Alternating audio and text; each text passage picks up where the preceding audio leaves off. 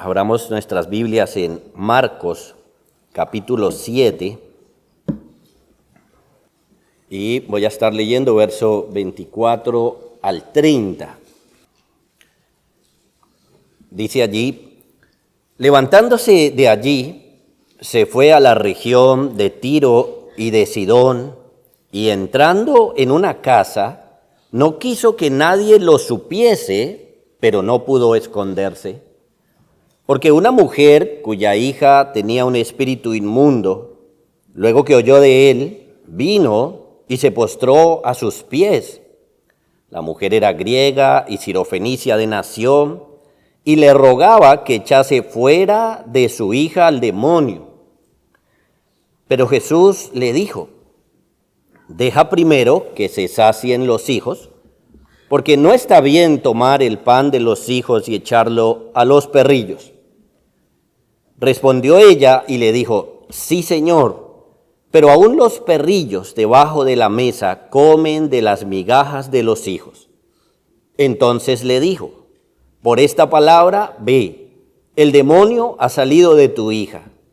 Y cuando llegó ella a su casa, halló que el demonio había salido y a la hija acostada en la cama. Oremos.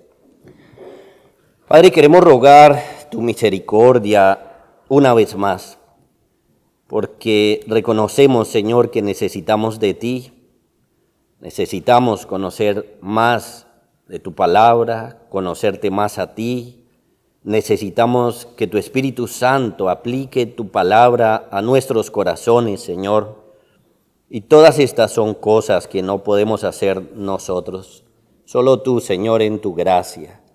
Concédenos la bendición de oír tu voz y de ser aplicados a ella, que tu Espíritu obre esta tarde, Señor, en medio de nosotros.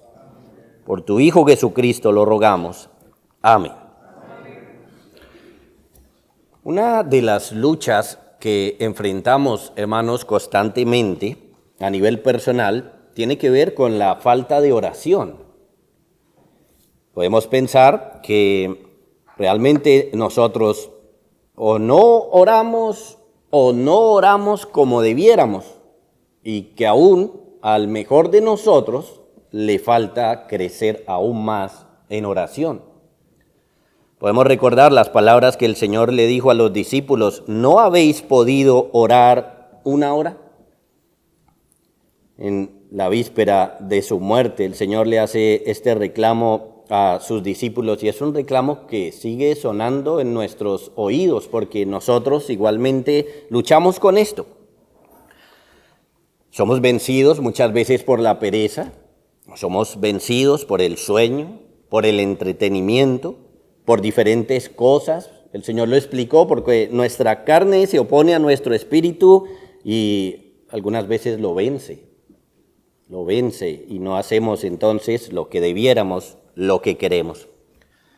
Bueno, la Biblia tiene mucho que decirnos acerca de estas cosas, y así, por un lado, curar nuestro mal, vencer los obstáculos que encontramos cada uno de nosotros en nuestra propia vida, en nuestra propia experiencia, crecer en una disciplina espiritual tan importante como esta, y al fin recibir del Señor muchas bendiciones maravillosas para su gloria. Así que tenemos frente a nosotros un pasaje al cual podríamos llamar como una ilustración acerca de la oración. Vamos a analizar esta historia y sacar de ahí algunas lecciones. Y bueno, le he puesto sugestivamente como título a esta enseñanza: pídele al Señor una migaja y te dará un banquete. Vamos a verlo. Primeramente, analicemos el texto de manera general. ¿Qué tenemos aquí? Miren, el Señor sale de la región, de los lugares donde había hecho gran parte de su ministerio, en Galilea, el gran ministerio Galileo, como le han llamado, llegó a su fin. Ahora el Señor hace un viaje lejano, viaja al norte, hacia Tiro y Sidón, dos ciudades costeras que estaban allí al borde del mar Mediterráneo. Estas dos ciudades pertenecían a este lugar llamado Fenicia y Tiro era la capital. Es la primera vez que el Señor pisa tierra extranjera propiamente, tierra no judía, por decirlo de esa manera. Salió de Israel y se fue a este lugar para pasar allí un tiempo. El propósito de este tiempo, hermanos, era un viaje para instruir a los 12. Eso es lo que se va a ver en los próximos capítulos. Así que algunos le han llamado a este tiempo el retiro del Señor. Y era un retiro, como les estoy diciendo, para preparación de los apóstoles. En este tiempo les va a dar algunas enseñanzas relacionadas con su muerte. Ustedes recordarán que ellos no podían asimilar bien el hecho de que él iba a morir. Y aunque no lo hicieron hasta el final, el Señor los preparó, el Señor les enseñó, el Señor estuvo dándoles todo lo que ellos necesitaban para enfrentar esos días. El Señor estuvo haciendo todo lo necesario para que sus corazones estuvieran firmes. Ahora, se nos dice que el Señor quería estar ahí en secreto. Ese era el plan, para poder cumplir este propósito, para poder estar con ellos y poder charlar con ellos y darle las enseñanzas que ellos necesitaban.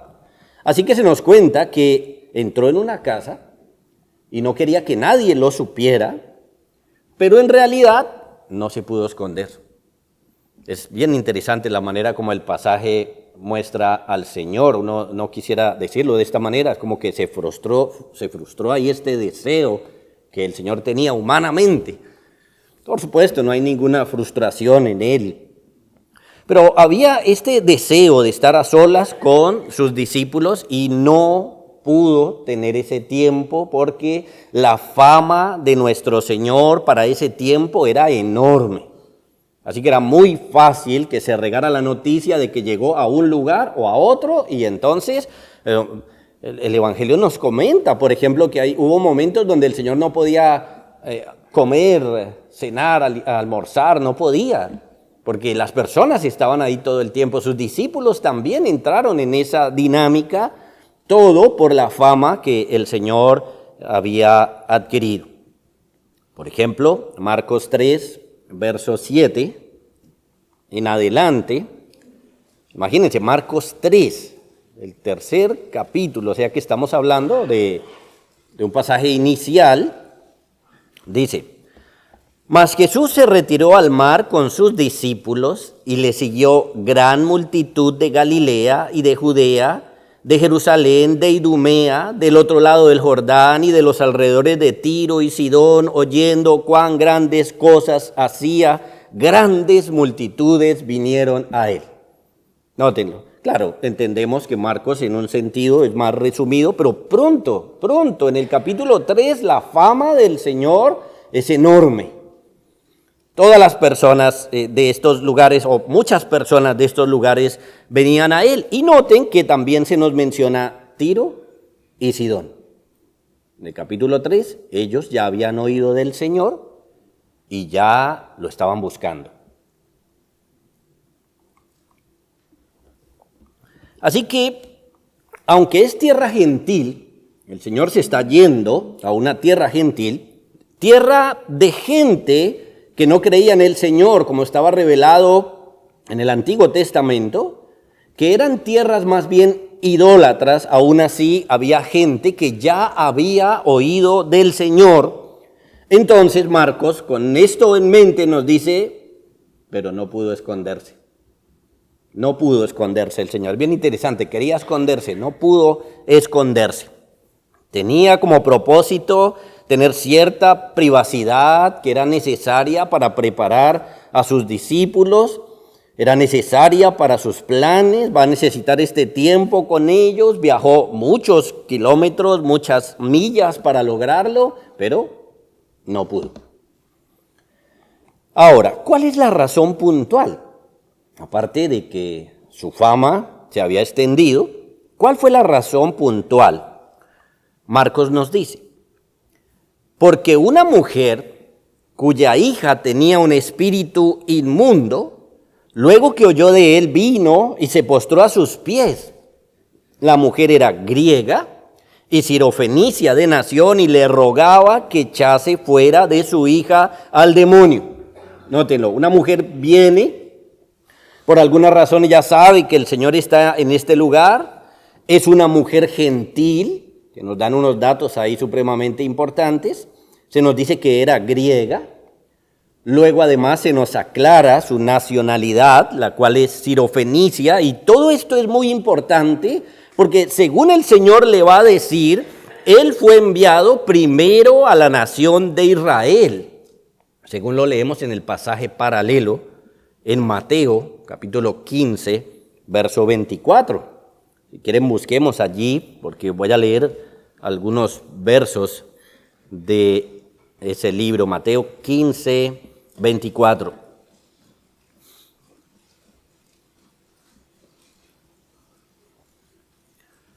Allí se nos cuenta que el Señor le dijo, Él respondiendo dijo, no soy enviado sino a las ovejas perdidas de la casa de Israel. Entonces noten, ahí empezamos a entrar ya en la problemática que va a ocurrir, una mayor problemática. Esta mujer no era judía, pero escuchen, había oído del Señor. Por la manera como ella le habla al Señor, entendemos que ella conocía de historia bíblica y entendía que el Señor era el Mesías. Verso 22. He aquí una mujer cananea que había salido de aquella región, clamaba diciéndole, Señor, Hijo de David, ten misericordia de mí.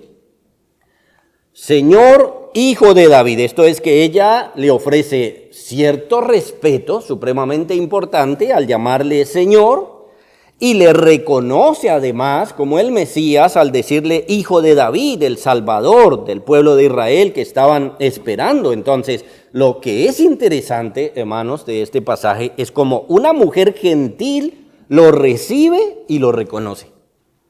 A diferencia, por supuesto, del pueblo de Israel, que como sabemos lo rechazó. Ahora, esta mujer estaba muy triste, estaba muy mal, porque su hija estaba endemoniada, un demonio la atormentaba, y ella quería, como es lógico, la liberación de su hija, y por eso busca al Señor, y no está dispuesta a irse de la presencia del Señor sin que Él la ayude. Como ya lo leímos, podemos entender algo de lo terrible que era tener un demonio en Marcos capítulo 5. Un hombre atormentado que vivía en los sepulcros, a quien nadie podía atarle, con una fuerza increíble, pero para nada bueno, para herirse, para dañarse a sí mismo. Marcos 5:5 dice, y siempre, de día y de noche, andaba dando voces, gritando, hiriéndose. Tal era su situación, gritaba por el estado en el que se encontraba y por todos lados andaba así, en los montes, en los sepulcros, hiriéndose con piedras. Ese es un pasaje fuerte que nos muestra algo de lo terrible que puede ser esto. Y ahora esta mujer dice, mi hijita estaba gravemente atormentada por un demonio. En este pasaje como tal no se nos aclara cómo era atormentada, pero dice, es gravemente atormentada por un demonio.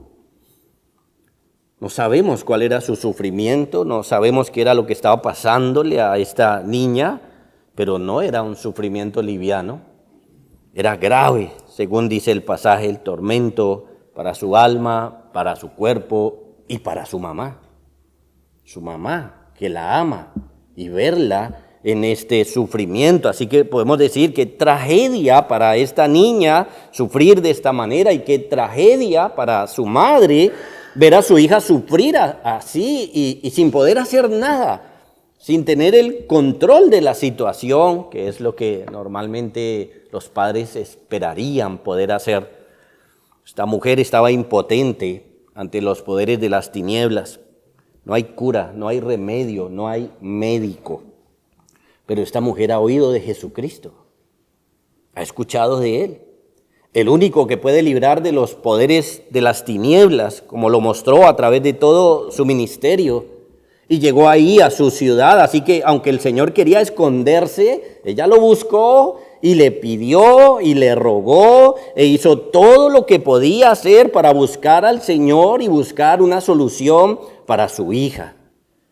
Y nosotros debemos estar claros ahí, hermanos, el Señor tiene la solución precisamente para cualquier movimiento, para cualquier forma como se comporte Satanás y las tinieblas. Así que esta es la situación.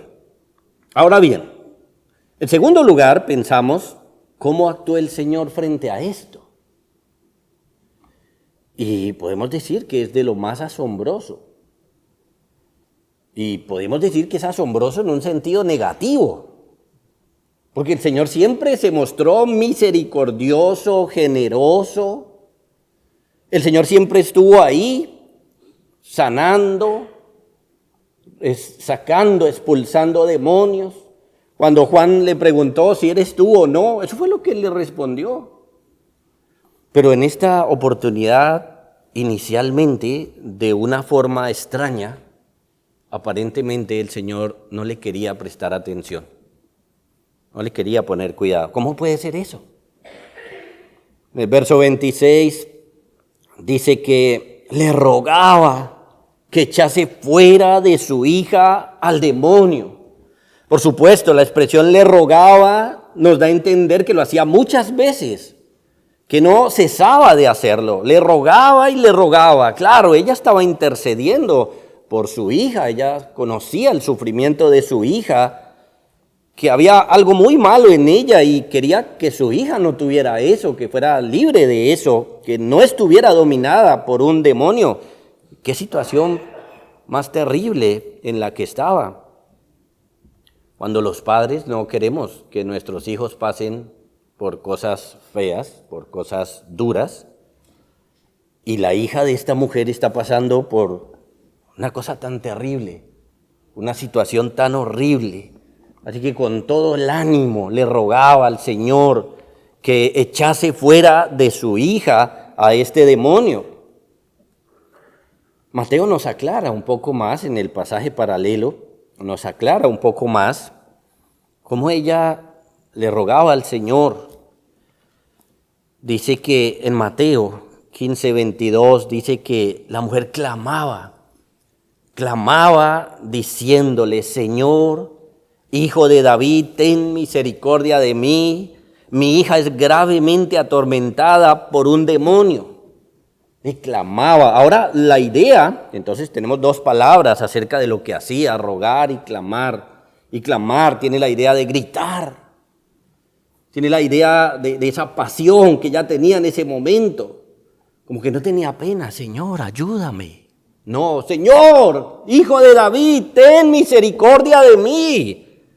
Gritaba para que el Señor la oyera y para que el Señor le respondiera. Le rogaba y le rogaba, pero el Señor inicialmente no le respondía nada. No le prestaba atención. Una situación compleja. La única esperanza de esta mujer para que su hija sea liberada está frente a ella. Ha oído del Señor Jesús. Ha oído de todos los milagros que ha hecho, ha oído del poder que tiene, pero ahora que está frente a él o que pudo acercarse a él, el Señor ni le responde. No le responde, no le dice nada.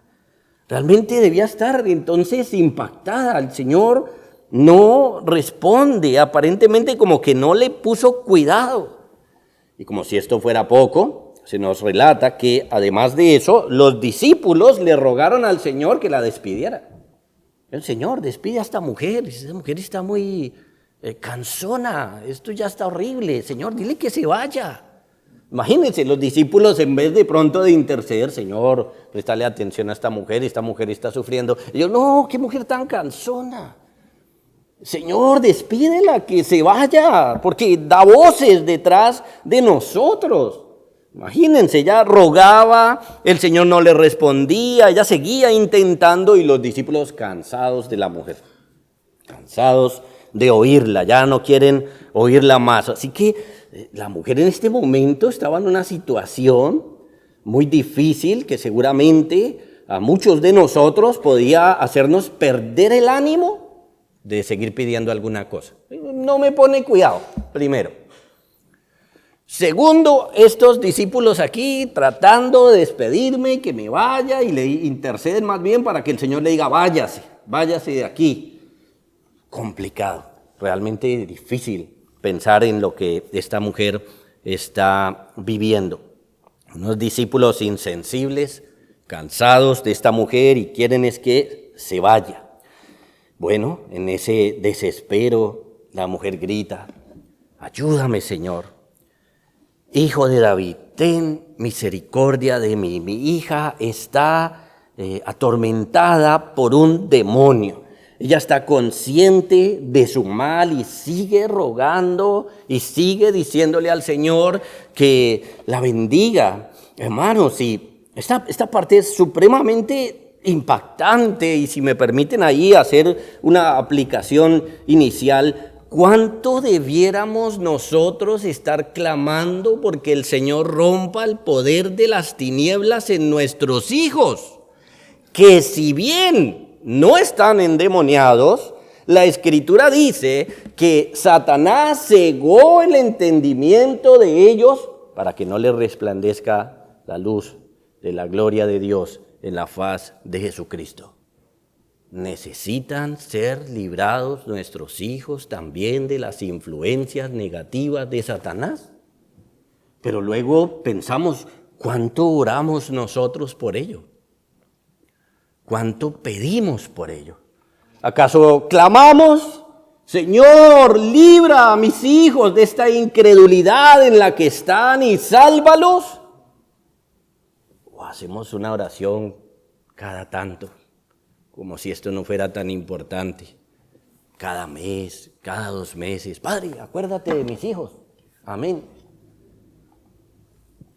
Esta mujer era consciente de las influencias negativas, de las operaciones negativas de Satanás en su hija, y cuánto deberíamos nosotros, teniendo la luz que tenemos, ser conscientes de las influencias negativas que Satanás también tiene en ellos y rogar al que puede romper precisamente ese reino de las tinieblas y traerlos a esta salvación maravillosa.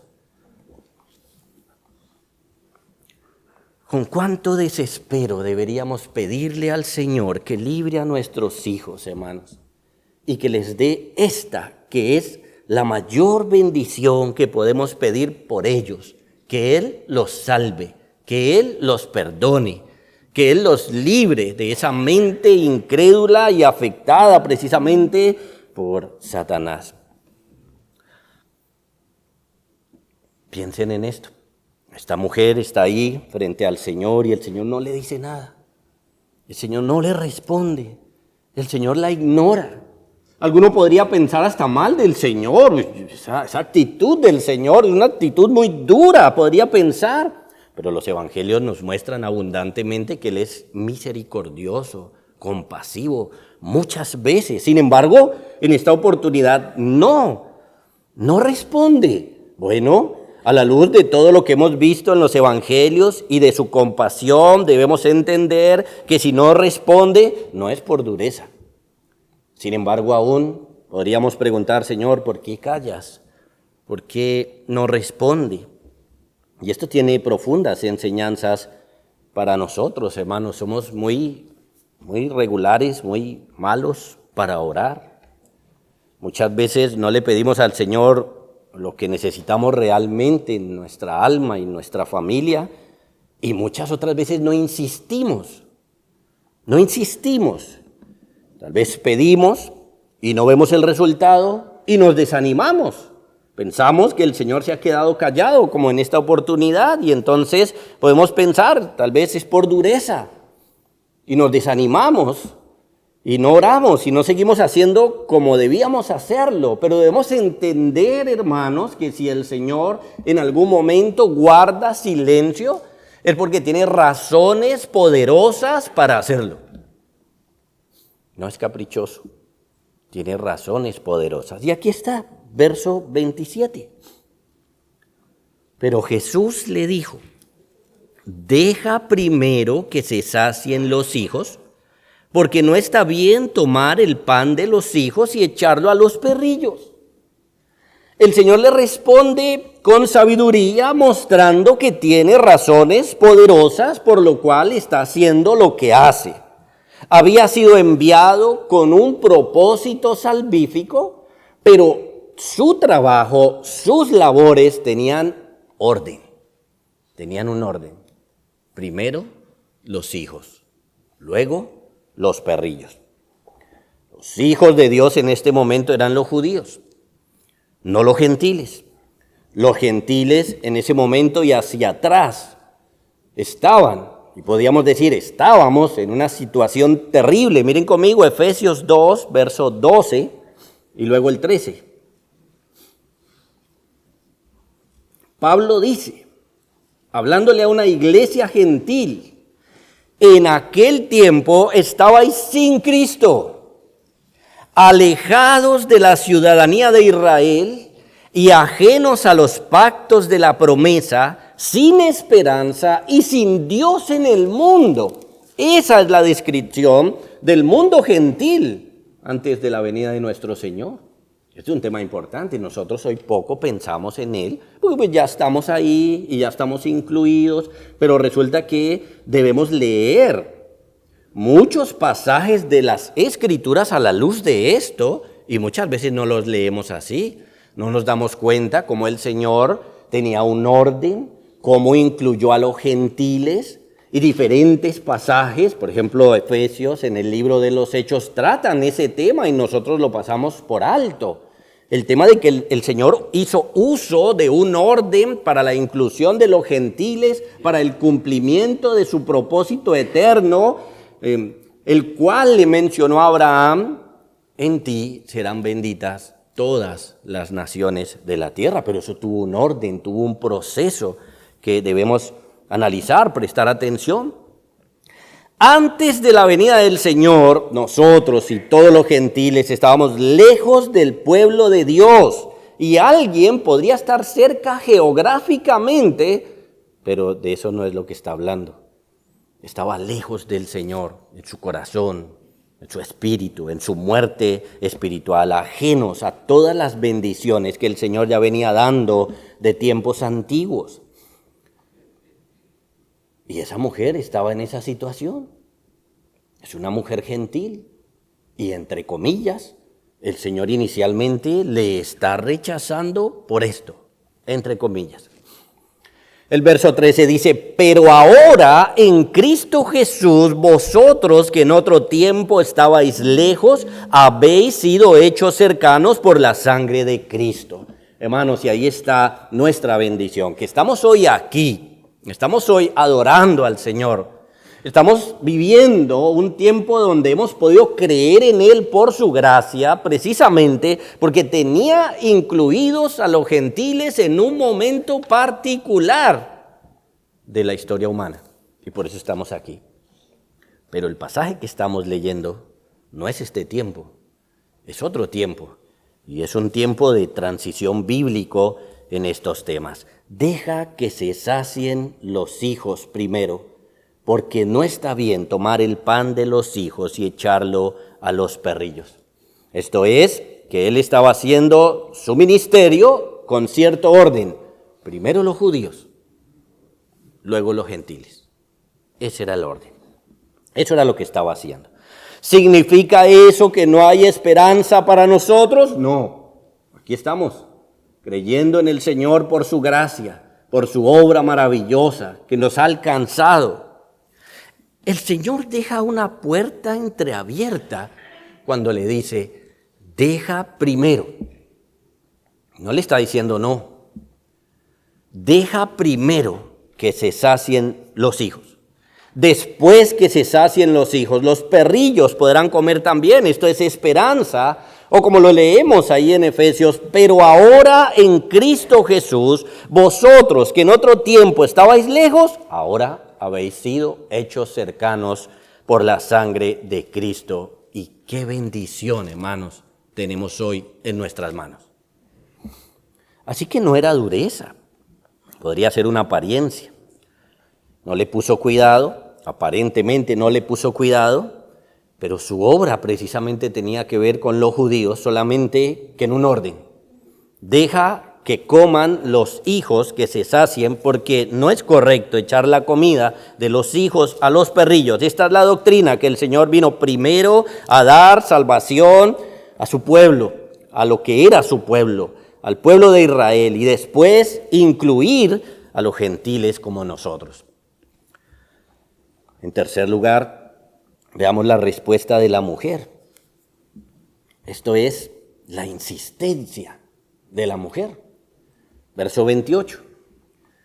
Respondió ella y le dijo: sí, Señor, pero aún los perrillos debajo de la mesa comen de las migajas de los hijos. Miren, esto es más que una respuesta inteligente. Más que eso, no podemos confundir inteligencia con fe. No podemos confundir inteligencia. Uno puede ser muy inteligente y, como se nos ha enseñado, saber cosas de la Biblia, pero no creerlas. No creerlas. ¿Cuántas cosas tenemos en nuestra mente y no las hacemos como debiéramos cuando eso es nuestra fe? ¿Cuántas advertencias tenemos en la Biblia, igual no las tomamos cuando esa es nuestra fe? Realmente no se trata de inteligencia, sino de fe. Por sus frutos los conoceréis, dijo el Señor. Es decir, que esta mujer no debe ser recordada por responder inteligentemente. No debe ser recordada por responder inteligentemente, sino por su fe. Para acercarse a Jesucristo hay que hacerlo con fe. Ella entendió la metáfora. El Señor le dice una metáfora. Primero, vamos a hacer que coman los hijos, los niños. Y los perritos, por ahora no. Ella entendió la metáfora. Ella dijo, bueno, soy comparada con un perrillo. Bueno, tal vez en otro tiempo esto sonaba más feo, ¿cierto? Nosotros, perrillos. Bueno, digo perros suena más feo, ¿cierto? Perrillos. Pero en su momento el lenguaje era fuerte. Bueno, ella dice, bueno, soy comparada con un perrillo, está bien, lo reconozco, no soy hija, no soy judía, soy una gentil, no tengo una relación de hija, soy el perrillo en esta metáfora, está bien. Pero esas palabras no la desalentaron. Aún así, no la desalentaron. Podríamos decir que ella entendió exactamente lo que el Señor estaba diciendo, porque el Señor en la metáfora no cerró la posibilidad de bendición, solo que le mostró un orden, que primero los hijos, después los perrillos, así que ella vio la puerta entreabierta y se metió por ahí. Y se metió.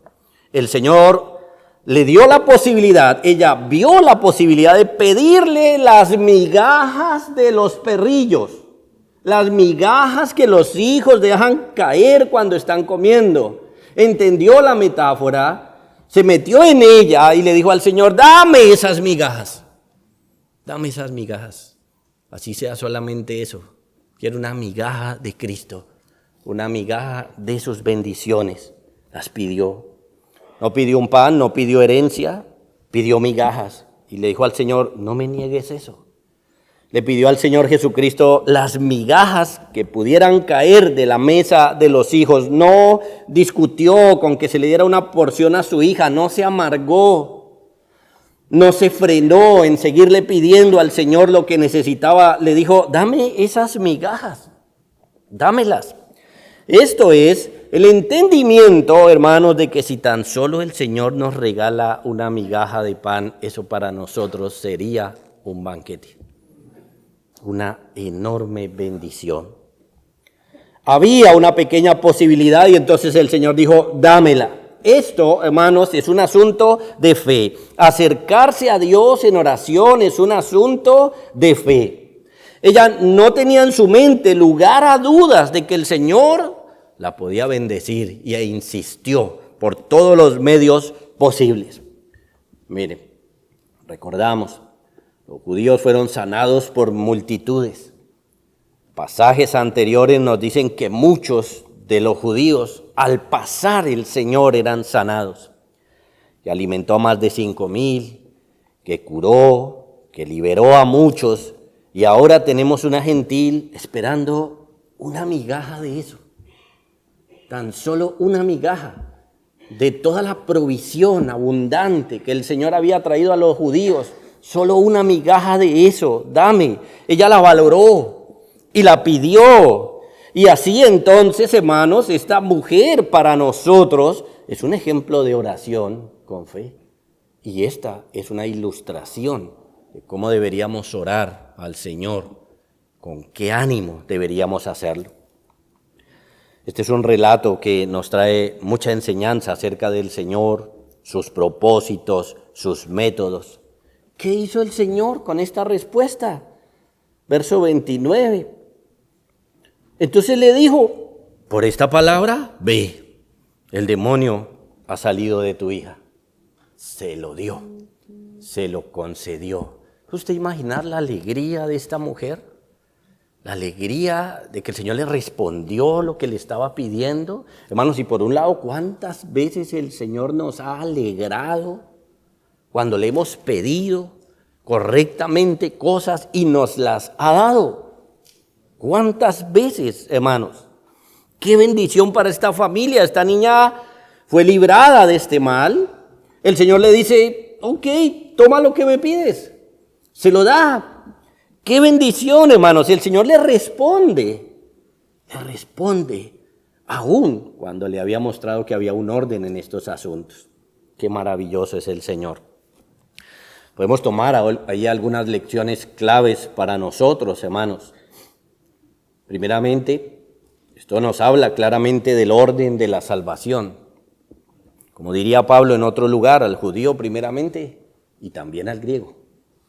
Hay un orden en este asunto, un orden en la salvación. Pero ya hoy, hermanos, podemos entender que el Señor nos ha incluido a todos los que no somos judíos en esta salvación. Y que la iglesia hoy goza de la salvación precisamente porque ese era su plan, su proyecto, bendecir a todas las naciones. Y por eso estamos nosotros aquí. Nos ha librado de nuestros pecados, nos ha perdonado, nos ha librado de la condenación, de nuestro enemigo, el diablo, y nos está librando de la presencia del pecado hasta que al fin complete su obra y nos meta en la gloria. Eso lo está haciendo por nosotros, hermanos. Esto es maravilloso. Tenemos aquí el orden de la salvación, pero también aprendemos a orar varias cosas. La oración es un asunto de fe. ¿Qué es lo que pedimos? ¿Cómo lo pedimos? Hasta la intensidad de nuestra oración muestra si hay fe o no. Es decir, no hay fe cuando yo oro sin deseos de tener lo que estoy pidiendo. Cuando oro como por orar, como por rellenar el momento. Cuando oro sin querer que el Señor realmente me dé eso. Hermanos, ¿y cuántas veces oramos así? ¿Cuántas veces oramos sin sentido, sin ponerle peso? A veces hasta sin pensar qué estamos diciendo. Nuestra mente se distrae y terminamos orando. Y tal vez lo hacemos bien porque ya estamos entrenados por años, pero no tenemos el ánimo, la actitud que debiéramos tener en nuestras oraciones. No tenemos la actitud muchas veces, la carga. Así que, hermanos, aprendemos que es un asunto de fe y aún hasta la actitud con la que oramos revela si tenemos fe en lo que el Señor nos ha dicho. Nos ha dicho, por ejemplo, que seamos importunos. Y nosotros podríamos seguirle diciendo, no, Señor, no te quiero cansar, entonces mejor no te voy a pedir. Pero si nos está diciendo que seamos importunos, es un asunto de fe. ¿Cómo oro? Y esta ilustración nos muestra, hermanos, que hay cosas por las que debemos clamar y rogar. Como la estamos viendo aquí, Por ejemplo, la salvación de nuestros hijos. Esto nos enseña además, hermanos, que la oración debe ser perseverante. Aunque la oración se encuentre con muchos obstáculos, y es lo que vimos, muchos obstáculos. Aunque se encuentre con muchas dificultades, debemos persistir en la oración. Una vez que nos hemos cerciorado, hermanos, de que tenemos una oración bíblica en nuestras manos, debemos persistir en esa oración. Debemos persistir. Precisamente, fallamos en esto muchas veces. Fallamos en no persistir, fallamos en no seguir pidiéndole al Señor, fallamos porque no tenemos el ánimo realmente ni el peso muchas veces de lo importante que es lo que le estamos pidiendo. Y a veces podemos tener el peso, pero luego a la media hora se nos va y ya no experimentamos el peso de la importancia de esa oración y no seguimos orando. Muchas cosas, nuestra santificación, porque le da la gloria al Señor o no. La gloria del Señor, la iglesia, la salvación de los perdidos, de nuestra propia familia. Hermanos, hay muchas razones por las cuales orar y persistir. Ahora, hermanos, debemos animarnos particularmente en orar por la salvación de nuestros hijos. No están bien. No están bien. Si no son creyentes, no están bien. Tienen comida, tienen vestido, tienen bienestar. Pero ¿y su alma? ¿Cuánto nos pesa, hermanos, o no, la salvación de sus almas? ¿Cuánto? Esta es una oración en la que debiéramos persistir y persistir clamándole al Señor. No será salvo porque yo ore o no. Pero el Señor responde, es su método, eso es lo que ha querido, eso es lo que nos enseña, es la manera, ¿cierto? Es lo que podemos hacer, es lo que está en nuestras manos, entre otras cosas, por supuesto, como padres. Miren, es el tiempo de los perrillos. Prueba de eso somos nosotros. Nuestros hijos también pueden ser llamados por el Señor.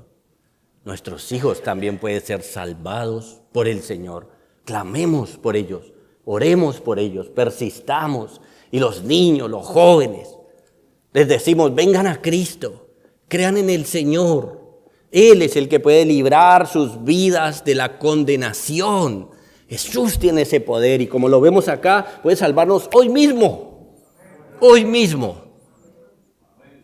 Estar en la gloria con el Señor es la mayor bendición y las queremos para ustedes, hijos nuestros. Queremos que el Señor les salve, les perdone. Que así sea. Oremos.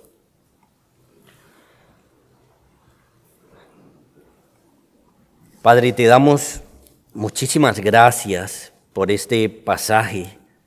En principio confuso y luego tan maravilloso que nos sigue mostrando cómo eres tú, Señor, cómo es Cristo nuestro Salvador, cómo son tus propósitos y tus métodos.